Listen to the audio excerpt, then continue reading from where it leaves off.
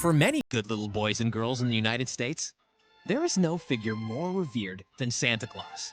And, if you're a believer, the question of where Santa came from may not seem that important, so as long as he keeps coughing up the presents. But if you're among those who question how reindeer can fly, how a single bag can carry millions of toys, or how Santa hasn't been investigated for violating elf labor laws, you may want to know, where did people get this crazy idea?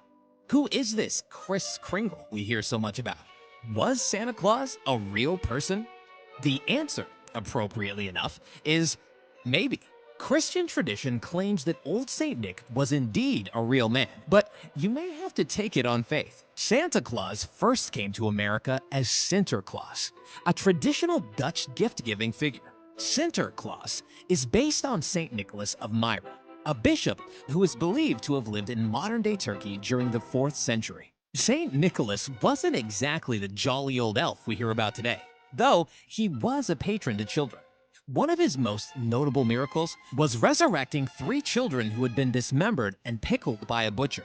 Another time, he is said to have saved 3 young women from a life of prostitution by secretly providing them with marriage dowries. He dropped the gold down the chimney into their stockings, of course.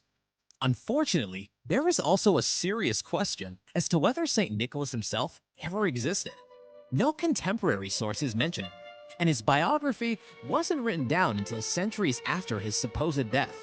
And don't get your hopes up about finding a birth certificate for Kris Kringle.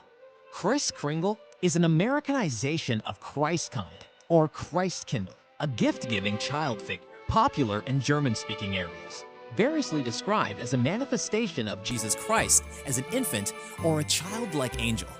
But there is some cause for hope. Some scholars think the stories of St. Nicholas shouldn't be dismissed too quickly.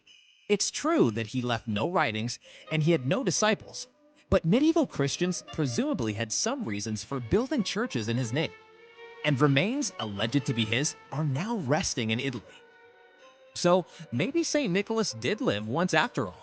All we can say is that scholars and skeptics of all ages are left with the same question.